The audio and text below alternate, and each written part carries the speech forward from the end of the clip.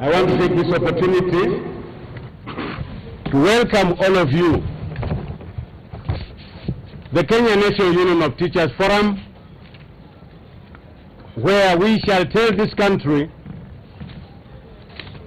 that the constitution of this country is supreme. We want to welcome you, members of the press,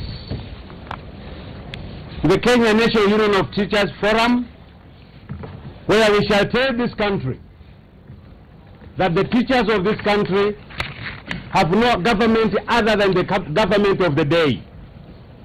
And they have no other president other than the president of the day, His Excellency Uhuru Kenyatta. And therefore, anybody who is trying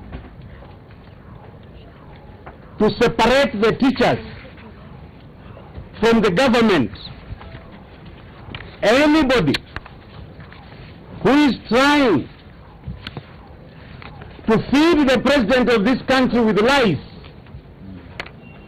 anybody who is trying to portray the president as a person who does not love teachers of this country because of the lies that person gives that president is living in another world. This forum today will clarify on the lies and the misconceptions that between the Teacher Service Commission, the Salaries and Remuneration Commission, both of which are constitutional commissions, one factored under Article 237, the other one under Article 230, both of them customized together under Article 248 of commissions and independent officers, and therefore none between the Teacher Service Commission and the Salaries and Remuneration Commission is supreme. And so we want to tell this country today the duties and functions of the Salaries and Remuneration Commission as contained under Article 230 sub-Article 4, read together with advisory opinion under Article 259 sub-Article 11, are not as binding as people would like us to understand and believe. This is a forum that we want to tell the nation that the principles of judiciary as contained under Article 159 sub-Article 2, that the judiciary, the strength and the power of the judiciary is derived from the people of Kenya and vested in the courts and tribunals. And therefore, we want to tell the people here and now that the executive opinion is not superior to a court order. Yes, that is what we are saying. Yes. The executive opinion is not supreme to a court order. And therefore, we are saying the court order is supreme. And the supremacy of the courts and tribunals, and look at Article 163, the composition of the Supreme Court and its functions as contained under Article 4, as sub-Article 4, that it shall be properly constituted if its session is composed of 5 judges. And the matter was deliberated by 5 judges. But if people, because the teachers are now set, some people are trying to set the teachers against the public, that the Kenyan teachers are earning more than their counterparts in other countries. We want to ask, and we want somebody to be bold enough to tell us the salaries of the head of states in Burundi, Uganda, and those other places. Yes. We want also somebody to be sober, sincere, brave, and tell us the salary packages of the cabinet ministers in those countries. Yes. We want people to tell us, is it possible? Is it possible for us, for anybody to compare a mango and a coconut? No way. Never. If people are comparing the salaries of teachers, teachers are employees of the Teacher Service Commission, which is a constitutional commission, and therefore the lowest person at the Teacher Service Commission, who is not sufficiently educated as a P1 teacher or any other teacher for that matter, earns a salary greater than that of a graduate who enters in job group K at 5,000.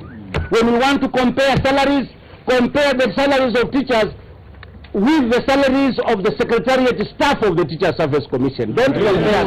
Yes. This forum is therefore called upon to clarify those lies. And we are saying our patriotism is not beyond reproach. We work with the government of the day. We respect the president of the day. And we shall always support that government, provided that that government also recognizes our economic disadvantages. Yes. Simple. Simple. We don't need an economist to tell you that 16,000 is the lowest salary of a teacher, and somebody who is paid is going to cheat the president that the lowest teacher earns 23,000. Those are lies. And we want to call upon, and anyway, if the president, and he's our president, he should not listen to one side of the story and make a judgment. We are in this country to stay. We shall be here, and we are here. And we are prepared at any time to support our cases with facts and figures. I want to call upon the Secretary General to take over. Yeah, thank you, Brother National Chairman Muzonzili Mwana Kuhenderwa, for clearly outlining the constitutional facts and the truth. Mr. National Chairman, allow me to quickly introduce everyone who is in the room, very briefly. We have members of the National Executive Council. By show of hands, you can see the emotive nature of this issue. It's very fluid, very emotive, and anybody coming out to make statements or to tender advice to government must do it correctly. It shouldn't be done the way it's being done. So those are members of the National Executive Council. There are also branch leaders who are here today of different ranks and not members of the NEC. Yes, quite a number. We have our executive officers, Kabiru Macharia, John Obala, and Benta. Yes, the others are away in other areas. Yes. Then we have National Trustee Muondiku is here. We have members of the National Steering who are here, and we are sorry, Brother Samson Kaguma is admitted in Aga Khan Hospital in Kisumu and is doing very well. Some mild stroke. This work that we do is not easy. It can take us down, that's the truth. People think we enjoy leading the nature of these strikes, but it can work very badly against our health. We have Sister Dorothy Mudeni here, first National Woman Representative. We have Wycliffe Etole Muchei, the second Vice National Chairman. We have Espen Otieno Agola, the Acting Deputy Secretary General, Acting National Treasurer, Brother John Matiang'i, and the leader of delegation, Kichiko Chachikoni Hambacho Hakiogopi Moto, Ndugu Muzonzili Mwana Kuenderwa, Contemnua number 2, award number 3. We've been to the cell, so we don't fear all manner of designs that they're preparing against us. We also have members of the Fourth Estate here. We can see all the media houses are here, and I take this opportunity to welcome you to KNUT headquarters. The legal and constitutional aspects have been underscored by the National Chairman, and we have said time and again, Kenya National Union of Teachers is both a professional and the trade union movement, both professional. And whatever statements we make, whatever issues we advance, we do it within the framework of law and within the Constitution. And that we have done it. The State of the Nation address made by the President yesterday, we all watched it, and indeed we are saddened by the content, the nature of information given to the President. And we are here today to set the record straight so that lies do not prevail in this country, and it's coming out very clearly that somebody is designing a script to mislead the public and to put the public in a collision course with the teachers of this country. This we will never allow. More especially when lies are cooked and cooked and cooked and fed on the President. We will not allow. It's very dangerous when those who are supposed to advise the President mislead the President. The result definitely is anarchy, because there are facts which are not told to the President, and will do so today. Before I proceed to read the full text, we've come across a document titled The Republic of Kenya, National Treasury, brief on the pay dispute between the government and the teachers' unions. A briefing note to His Excellency the President. And we have carefully read this document, and these are highly choreographed lies. Somebody cannot cook lies and tell the President lies. That is wrong. If the National Treasury can do that, the Ministry of Education can do that, the Teacher Service Commission can do that, and an unfortunate body that should be done away with. Shame. SRC. Shame. This is a document that formed the excerpt of the message that was delivered to the nation by the President. We've read the contents, and it is extremely misleading, and it is meant to incite the President. We don't have another president. There is one president, and that president must be given facts by those responsible for doing that. Mr. National Chairman, the Kenya National Union of Teachers expresses dismay with the President's obvious attempt to influence and or intimidate the Court of Appeal and the teachers with this statement ahead of the hearing of the government and TSC's appeal tomorrow. The entire tone of the message indeed intimidates the judiciary and intimidates the teachers. The President's statement contained several erroneous assertions. One, the mandate of Salaries and Remuneration Commission under Article 234A is to set and regularly review the remuneration and benefits of state officers. Remuneration, regularly set and review remuneration of state officers. Under Article 160 of the Constitution, teachers are not listed as state officers. Article 160 of the Constitution. Yeah, 260, yes. The President is a state officer along with all those listed under the article. The mandate of SRC with regard to public officers who do not come under the Constitution definition of state officers is advisory role, advisory. And read in the English dictionary what advise means. You can seek for advice or you don't. It's advisory. TSC, a constitutional commission, is the one mandated to set the remuneration and benefits for teachers, and may in so doing consult with SRC. May in so doing. It shall not. It is not mandatory. And this is a matter that has been disposed of in the court. And therefore it is erroneous for somebody to cheat the president that SRC can determine salaries for everyone. The Constitution is indeed very clear. That's number one.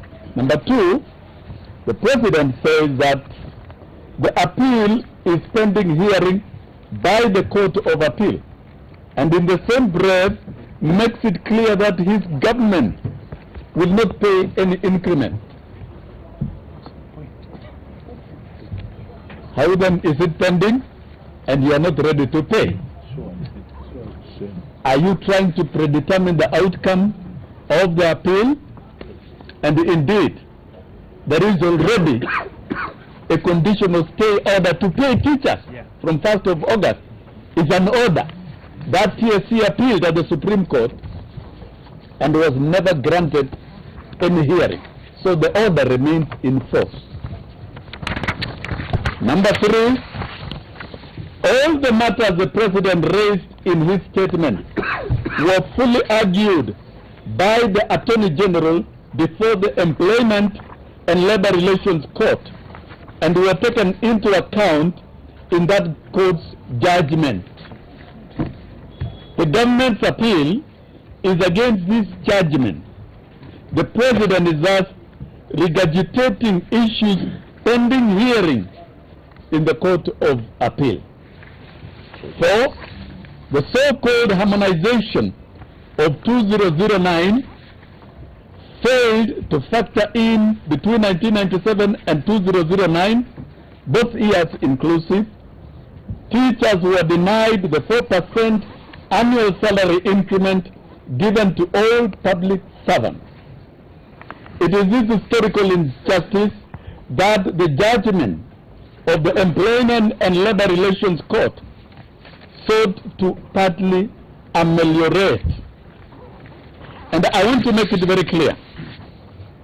The matter of harmonization, that indeed we are really harmonized with the rest of the public servants, is an absolute lie. Number one, SRC, because we are talking about harmonization, awarded employees of the Teacher Service Commission staff hefty salary increases in the month of December. And this is a schedule, 2014, without a job evaluation. We wonder whether they are drawing salaries from the moon or from outside Kenya. They are drawing salaries from the exchequer. And secretariat staff at TSC have always been harmonized with teachers. And if we look at some of the figures here, the lowest paid teacher, this is a lie that was told to the president, that the lowest paid teacher earns 23,000. We would like to make it very clear that the lowest paid teacher in job group G earns 16,692. And we have got pay slips here to demonstrate. This is the pay slip. And the pay slip indicates basic salary 16,692. Where did they get a figure of 23,000 to cheat Kenyans? Because honestly, we must speak the truth. For us, we believe in the truth. That is why we have decided to come out very boldly to make these facts very, very clear. And the clerk at the Teacher Service Commission who cannot qualify, even to join teacher training college, who cannot qualify, is earning 35,353. Where is harmonization? These figures are known to teachers. A sweeper, a cleaner in job group B is earning 17,000, higher than a trained, qualified teacher. Even a graduate teacher is entering service at 31,020. It is still lower than a clerk who earns 35,000. Is the president aware about these facts? and it was done by SRC. The President is not aware. The President was not informed of this. Teachers are aware and they are injured with this inequality which keeps growing. Because we are talking about harmonization, there must be a correlation between what the state officers are earning and what the junior workers are earning, ranging from the President to a cleaner in any public office, because a worker is a worker. We have generated a list of what state officers earn, from the highest 1.7 million, 1.4 million, a cabinet secretary 1.12 million. And if now we are tempted with regional comparisons, we want to do comparators of what ministers earn in Uganda, in Tanzania, Rwanda, Burundi. And when we begin comparing our teachers with states that are struggling to come back to life after years and years of war, we are supposed to be benchmarking with the best. We've never questioned what the state officers are earning, but now we are questioning. The gap is so huge. You are not going to continue earning those salaries when the poor workers, teachers included, are continuing to suffer. For example, cabinet secretary here is 1,120,000.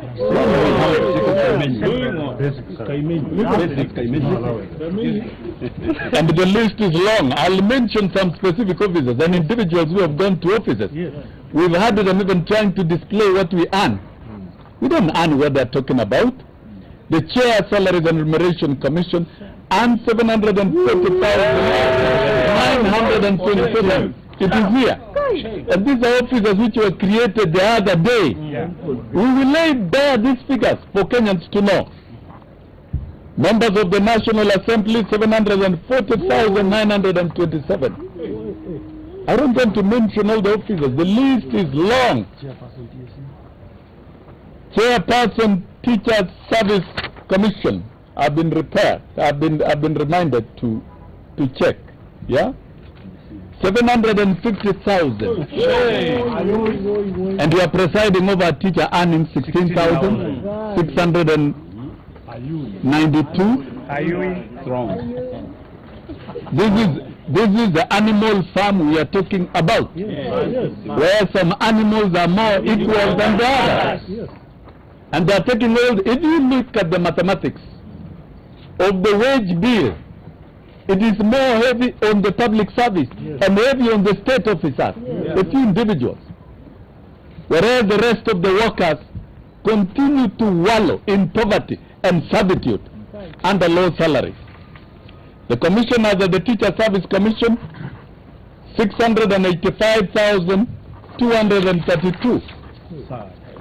The list is long. Where did the taxpayers get money to pay these huge salaries? Doesn't it threaten the economy? It does. Is this equity? No. Is this fairness? No. These are facts we're talking about. And we can as well rank across the world the earnings of all state officers. So if teachers are number 3 in Africa, then what of the earnings of our state officers? They're number what? In Africa. And it is known globally. Members of parliament and state officers in this country are the highest earners. Go to Britain. Members of parliament don't earn salaries. They only earn sitting allowance for parliamentary session. But here we pay them everything, including county assembly. People who are illiterate. Earning close to 400,000, and you pay a university professor 150,000. These are facts which are not addressed to the President. SRC has not served to give harmonization and peace in the labor sector. It has served to cause confusion. That is about harmonization. The harmonization did not involve the teachers' union, who would have pointed out the anomalies in the grading, including that of staff of Teacher Service Commission Secretariat. And we are contesting. We must be benchmarked with the Secretariat of the Teacher Service Commission. Yes. What makes a clerk so special, a TSC, than a graduate teacher, for example? This is inequity we are talking about. Number 5, the 50-60% was offered by Teacher Service Commission at a meeting in which Treasury was represented and was based on sustainability among other considerations. Sustainability. So sustainability cannot be brought too late in the day. That was considered when they generated. Our memorandum of demand is 300%. But their document is 50 to 60, considering sustainability, and it was handed over to us in the presence of the Treasury, in the presence of the Ministry of Devolution, in the presence of the entire government. So some other arms of government cannot disown what their representatives did on their behalf. And therefore, we will never leave this 50-60. Sure. Yes. It is their own document we have accepted, and the court has given to us, and we are not about to leave it. Number 6, the government ballooning wage bill does not address inequalities in the wide disparities between staff in the higher echelons, be it in the police, prisons, or civil service, and the rank and file. I've indicated, if you go to the police, it is the top police officers who take all the salary. If it is a civil service, it is the same. It is wide at the top, and the workers at the bottom are suffering. And the compression ratio is so huge, is unacceptable under international standards. The fact is that the rank and file in the teaching fraternity are as underpaid as much as their counterparts in the public service. That's the truth. The 50-60% was explicit on the need to bridge this gap, and is contained in that document which TSC submitted and which formed part of the evidences in court. Article 41 gives every worker the constitutional right to fair remuneration. 7, significantly, the President's statement made no mention of the billions lost through corruption and tax evasion. This is one area we must address. And indeed, we thank the President for addressing Parliament one time and displaying to Kenyans the magnitude of the rot in corruption and sending home some public officers who were implicated in corruption. But it needs to be consistent every time, because we have given him the maximum support that he deserves in this area. But nobody is talking about the wastages in corruption. We are not seeing the progress in the war of corruption progressing. The tax evasion, he has not mentioned it. If Kenya is losing 137 billion of revenue through tax evasion, and we're only talking about 17 billion for teachers, even if all the other workers in the public service were brought on board, it would not go beyond 30 billion per month, and it can be effectively and sufficiently serviced by proper tax collection and stoppage, complete stoppage of corruption. Corruption and tax evasion, corruption and tax evasion. It is not the business of workers to go and mop up taxes and to end corruption. It is the duty of the government. And indeed, significantly, the President's statement did not make mention of those two areas of losses of resources of this country. 8, many teachers are parents with children in public schools, and because their salaries do not permit them to afford private schools. Indeed, we take our children to public schools, where we teach, and indeed where we are also unable to pay fees for the same children in the same public schools. We cannot afford education in private schools. Teachers, therefore, take no joy in being on strike, because effectively our children are affected. All of us, our children are at home. That's the fact and the truth for sure.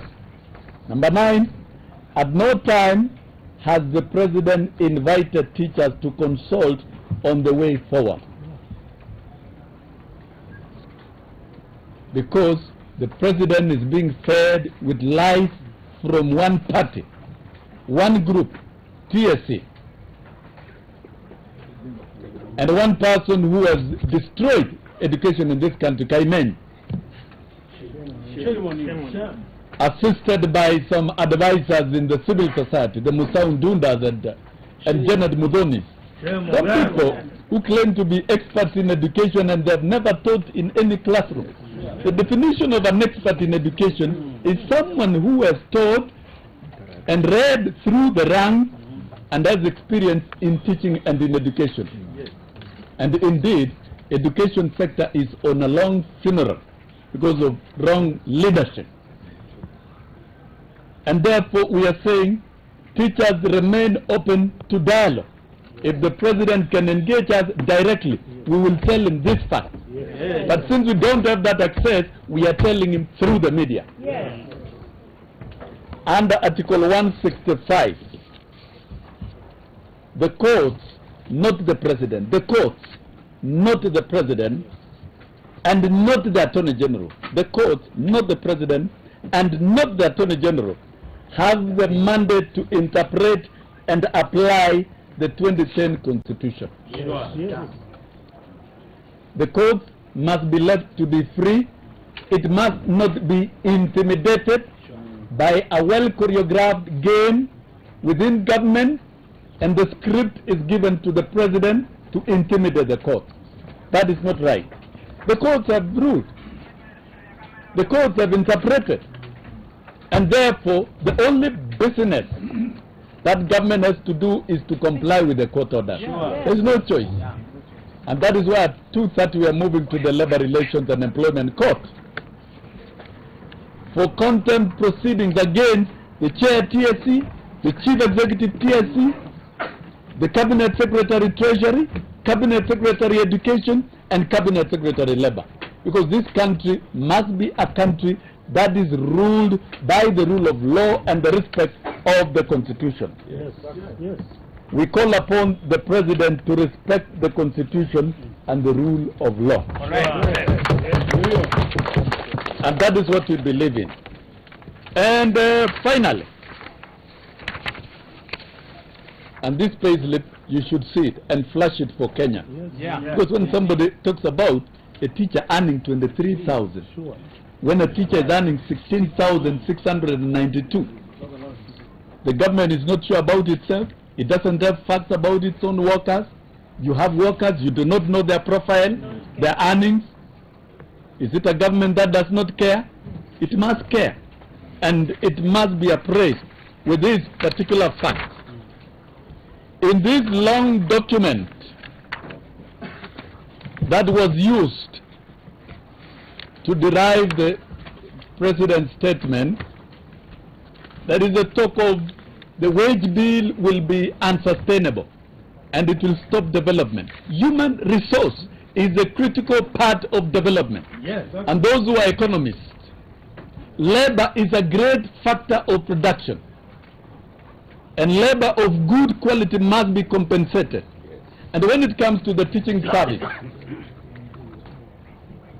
spending money to hire enough teachers and remunerate them and make them to work well is capital investment to develop quality human resource. That is competitive in line with Vision 2030. There have been lies that the teachers in the private schools, it is here, it's contained. Teachers in the private schools, they do better work than teachers in public schools. I want to refer the President and the government to credible international reports that indicate that of all the teachers in the sub-Saharan Africa, Kenyan teachers are the most overworked. Those are facts. Let them consult the UN reports. Kenyan teachers are the most overworked in public schools, with classes as large as 100. Surely, how do you expect quality to compete with small classes in private schools of 20 students and 25 students. Sure, these are completely two worlds apart, and anybody trying to do a comparison between performance in private schools where conditions are different, with sufficient teaching and learning tools, reasonable class sizes, and good programs,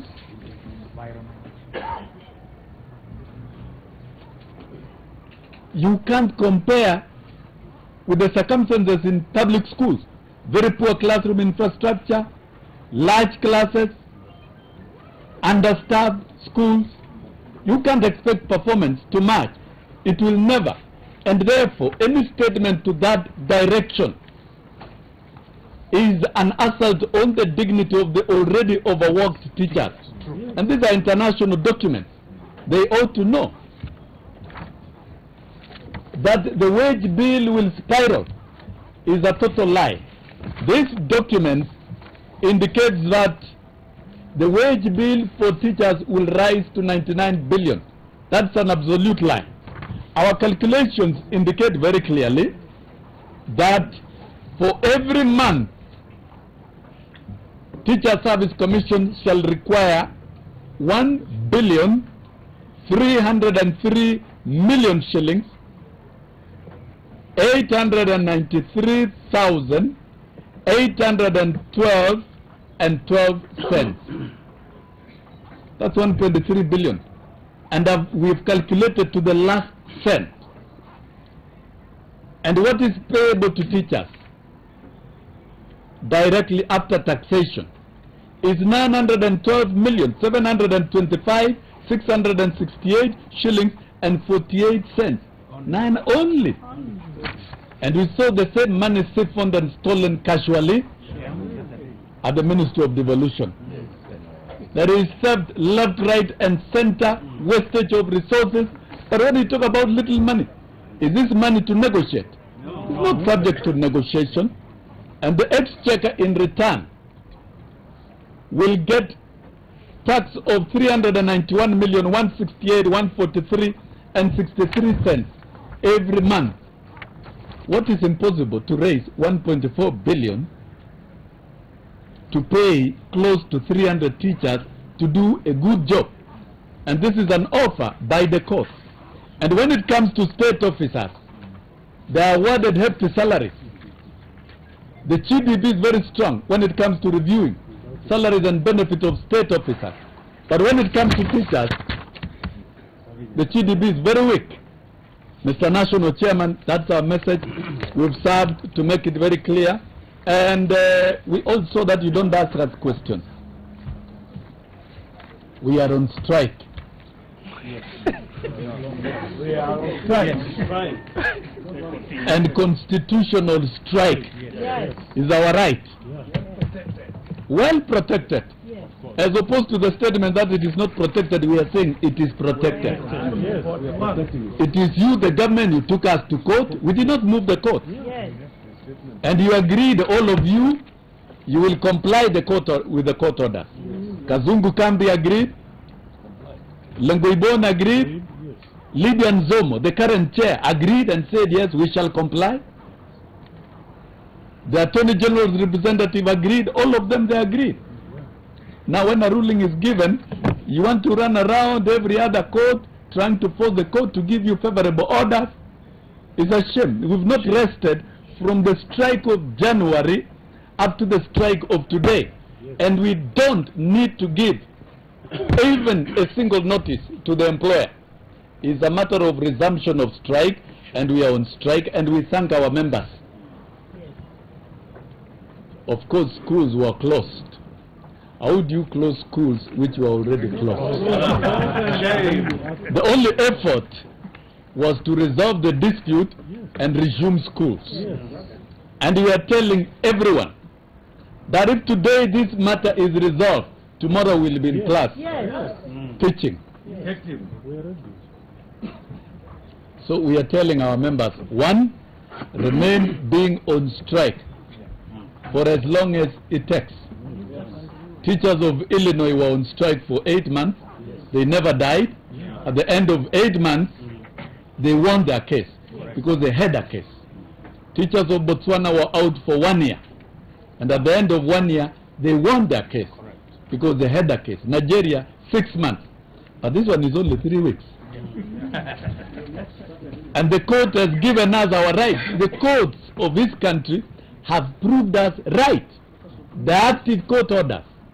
What makes it so difficult for us to defend it? Even if they imagine, you cannot sack 300,000 teachers.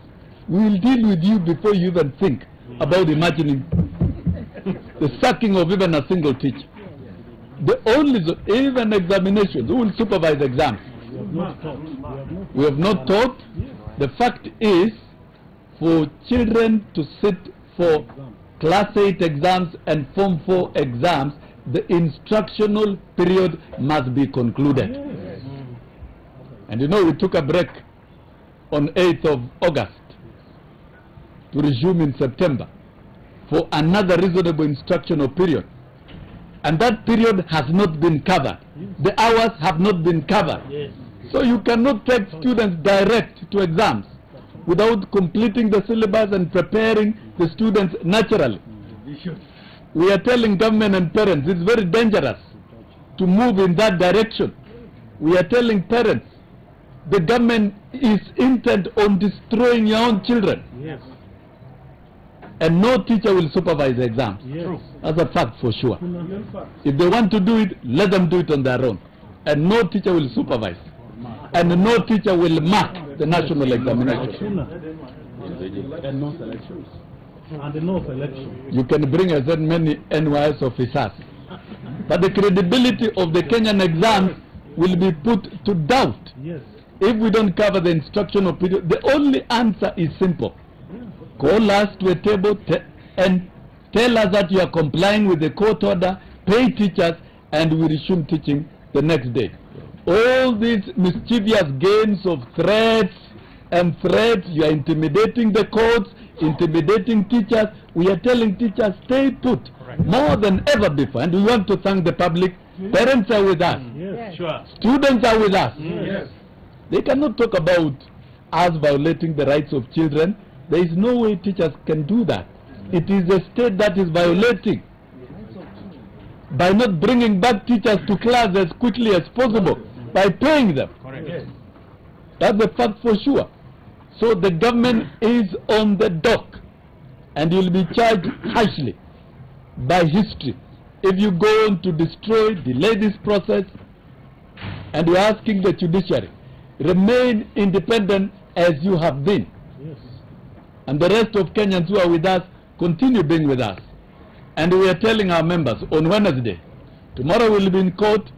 On Wednesday, you assemble at the branches in the nearest churches, at the branch headquarters, and conduct your services. Nobody shall call off this strike until the 50-60 is fully paid and let it be known. We don't want to come back again.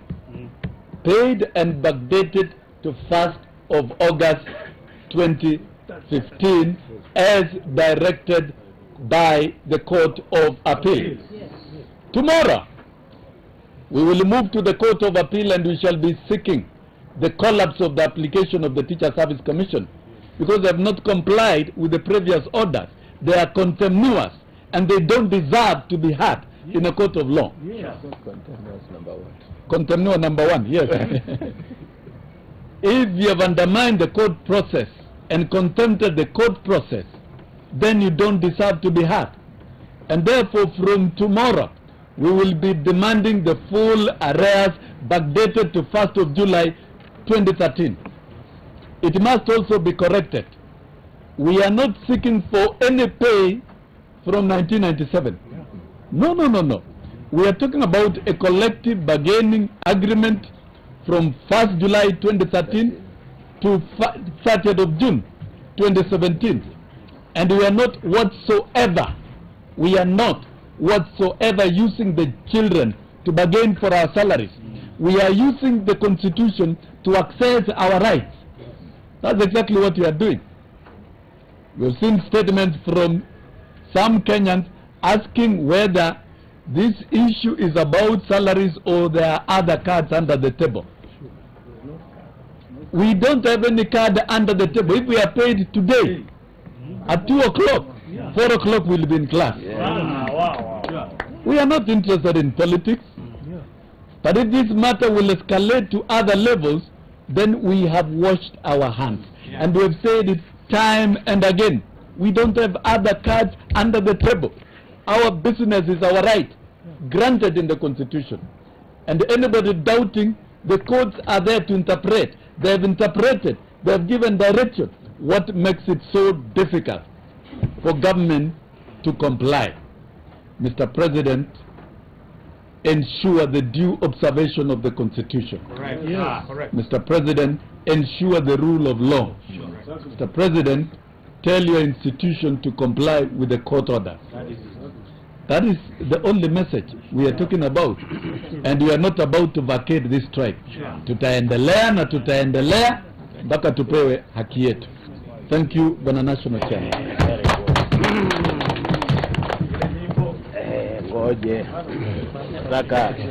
We can't talk about that here.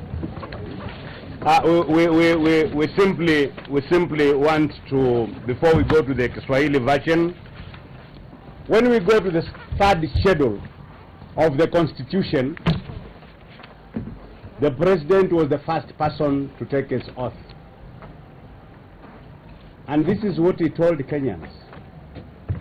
He will obey, he will preserve, he will protect, and defend the Constitution. This is the time for the President to obey, to preserve, to protect, and defend the Constitution by obeying the court order. The second oath of office, the office of the President, he told the Kenyans he will diligently serve all Kenyans, please mark, all Kenyans without fear, favor, affection, or ill will. What we see is the fear to pay the teachers because other people will also want to be paid. That is simply fear.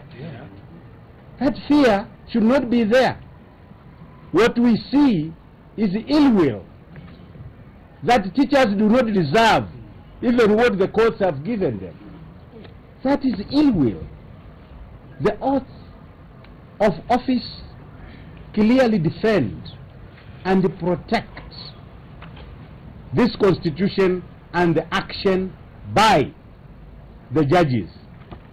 When you go to the preamble of the Constitution, you will see that we said we Kenyans, recognizing the aspirations of all Kenyans for a government based on essential values of human rights, dignity, and the rule of law. The rule of law. And the law has ruled. We have been given. This is the Constitution. And so, under the same Constitution, we are entitled to enjoy our rights and fundamental freedoms to the greatest extent consistent with that right. The right here is the right for protection from the court of law and equal benefits as per Article 27. So we are simply saying, we are Kenyans, we shall never leave this place called Kenya. We belong to this country, we love the President and his government, but the government that must be based on the rule of law.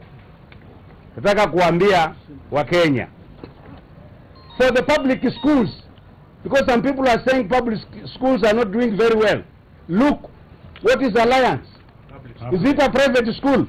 Maranda, Mamangina, Lenana, Mangu, which is secondary schools? Nairobi High, which is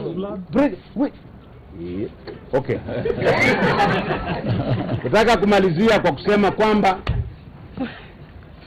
sisi hatuongozwi na msimamo wa siasa yoyote ama msukumo. Tunataka kusema kwamba mwalimu ni mzalendo wa Kenya na lazima aheshimiwe, na katiba lazima iheshimiwe na watu wote. Hatutaki kufananishwa sisi na watu wengine.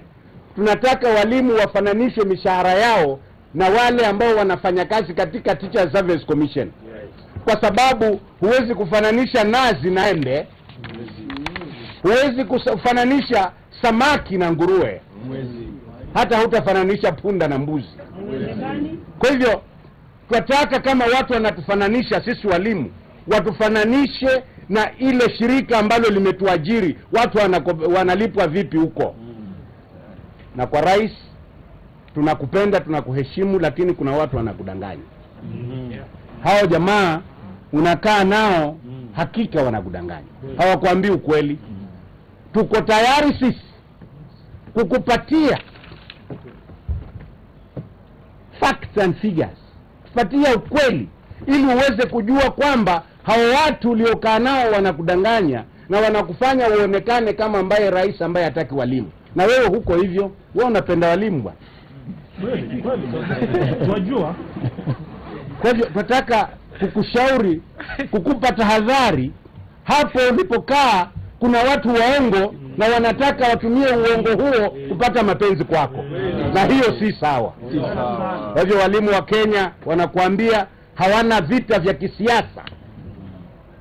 Sisi si wadhalimu, sisi ni wazalendo, lakini tu njaa tuko nayo, na tunakushauri hapo kuna waongo hapo rais, waangalie hao.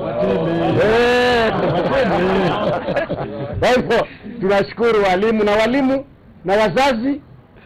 Huu mgomo hautaisha sasa, kwa sababu wale wanaotaka kuumaliza hawako tayari, na wanaotaka kuumaliza ni wale ambao wanamdanganya rais. Manake kama wangemwambia ukweli rais, wiki ya pili tungekuwa tushalipwa.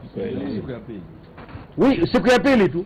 Sasa mlio wa pesa katika account ndio utakaomaliza mgomo. Mlio wa pesa katika account ndio utakaomaliza mgomo. Asanteni.